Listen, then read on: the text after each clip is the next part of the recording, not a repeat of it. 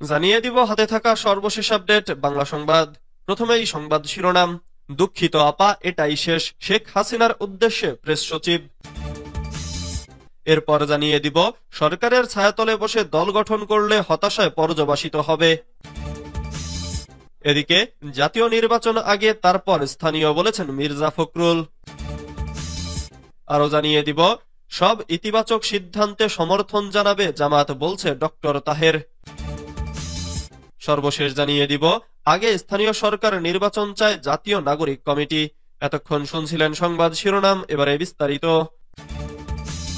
দুঃখিত আপা, এটাই শেষ, হাসিনার উদ্দেশ্যে প্রেস সচিব। প্রধান উপদেষ্টার প্রেস সচিব শফিকুল আলম ফেসবুকে লিখেছেন, গত আগস্টের শেষ দিকে যখন প্রধান উপদেষ্টা অধ্যাপক মোহাম্মদ ইউনূস জাতিসংঘের মানবাধিকার দপ্তরকে জুলাই ও আগস্টের নৃশংসতার কথা নিরপেক্ষ তদন্ত পরিচালনার জন্য আমন্ত্রণ জানান, তখন থেকেই সংশয় প্রকাশ করেছিলেন। কেউ কেউ মনে করিয়ে দিয়েছিলেন পুরনো বাংলা প্রবাদ, খাল কেটে কুমির আনার ব্যবস্থা হচ্ছে।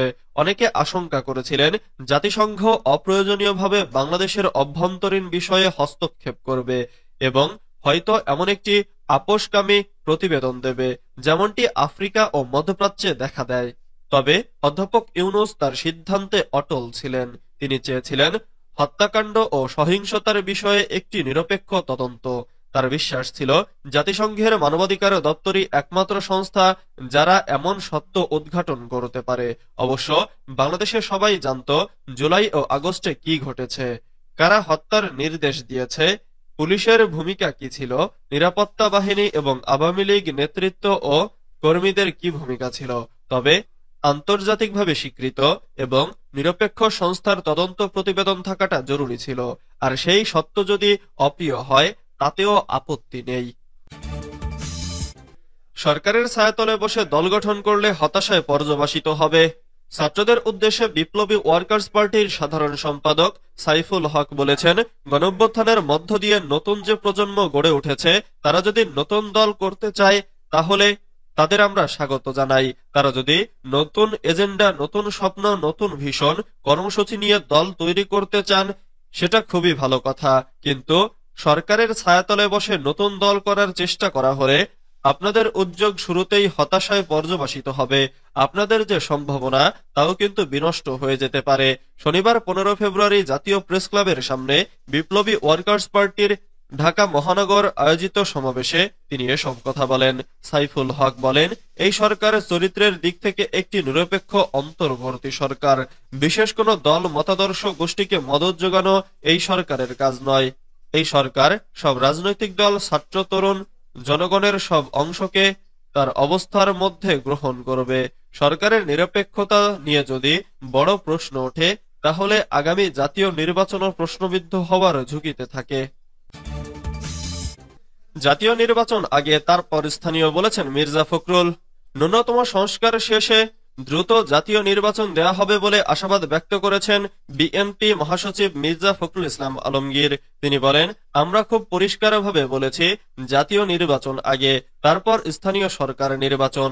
শনিবার 15 ফেব্রুয়ারি বিকেল 3টার দিকে 26টি রাজনৈতিক দল ও জোটের প্রতিনিধিদের নিয়ে জাতীয় ঐকমত্য কমিশনের এই বৈঠক হয়। কমিশনের বৈঠক শেষে বের হয়ে মির্জা ফখরুল ইসলাম আলমগীর সাংবাদিকদের সঙ্গে একথা বলেন। তিনি বলেন, আমরা আশা করব খুব দ্রুত এই সংস্কারের বিষয়ে ন্যূনতম যে ঐকমত্য তৈরি হবে। আমাদের প্রত্যাশা সেটার উপর ভিত্তি করে জাতীয় নির্বাচন অতি দ্রুত অনুষ্ঠিত হবে। মির্জা ফখরুল বলেন, প্রধান উপদেষ্টা জাতীয় ঐকমত্য কমিশনকে নিয়ে রাজনৈতিক দলগুলোর সঙ্গে প্রথমে বৈঠক করলেন। এই বৈঠকে তিনি সংস্কারের প্রয়োজনীয়তার বিষয়ে কথা বলেছেন। দলগুলোর কাছে আহ্বান জানিয়েছেন সংস্কারের যে প্রতিবেদনগুলো বিভিন্ন কমিশন জমা দিয়েছে সেগুলোর ওপর আলাপ আলোচনা হবে।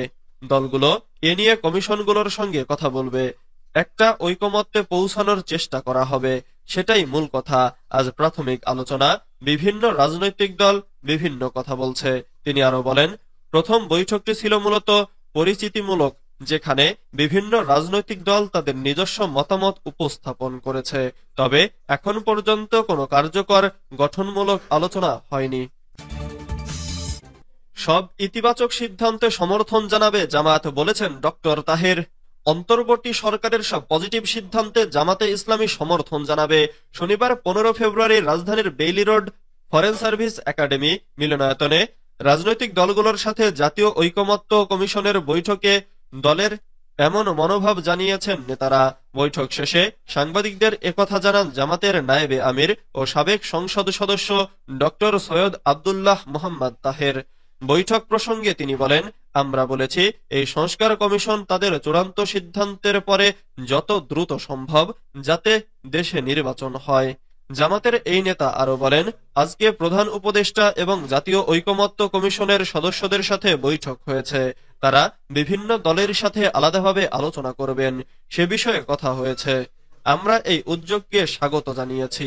ডক্টর আব্দুল্লাহ মোহাম্মদ তাহের বলেন, আজকে বিস্তারিত কোনো আলোচনা হয়নি।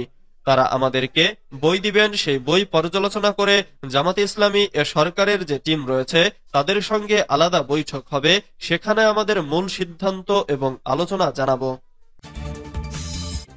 আগে স্থানীয় সরকার নির্বাচন চায় জাতীয় নাগরিক কমিটি। জাতীয় নির্বাচনের আগে স্থানীয় সরকার নির্বাচন চায় জাতীয় নাগরিক কমিটি।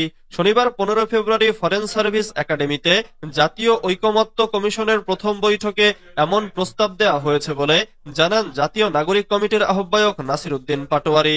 তিনি বলেন, আজকে সব দলের অংশগ্রহণে ঐকমত্য কমিশনের বৈঠক হয়েছে। প্রধান উপদেষ্টা বলেছেন, এটা আমাদের দ্বিতীয় ইনিংস, আমরা এই দ্বিতীয় ইনিংসে অংশীজন হয়েছি। তিনি সবাইকে ধৈর্য ধারণ করতে বলেছেন। আমরা বলেছি একটি টেস্ট ম্যাচের মধ্য দিয়ে আমাদের যেতে হবে। নাসিরুদ্দিন পাটোয়ারি বলেন, ধৈর্য ও সাহসিকতার পরিচয় দিয়ে দেশের 53 বছরের অসমাপ্ত কাজগুলো সংস্কার কমিশনগুলো ইফেক্টিভিটির মধ্য দিয়ে সমাপ্ত করতে হবে। অনেক দলই স্থানীয় সরকার নির্বাচন নিয়ে কথা বলেছে।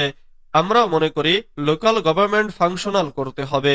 জাতীয় নাগরিক কমিটির আহ্বায়ক বলেন, আওয়ামী লীগের যারা দোসর রয়েছে এবং আওয়ামী লীগের যারা এখনো স্থানীয় সরকারের জায়গাগুলোতে রয়েছে তাদের ফাংশনালিটি বজায় রেখেছে। এজন্য লোকাল গভর্নমেন্টে একটা টেস্টের মধ্য দিয়ে জাতীয় নির্বাচনে যেতে হবে। আমরা মনে করি জাতীয় নির্বাচনের আগে স্থানীয় সরকারকে শক্তিশালী করার জন্য একটি নির্বাচনের প্রয়োজন। এ সময় জাতীয় নাগরিক কমিটির মুখ্য সংগঠক সার্জিস আলম বলেন, ফ্যাসিবাদের দোসররা বিচারিক প্রক্রিয়ার মাধ্যমে পুনর্বাসিত হলে আমরা আবারও প্রতিবাদ করব।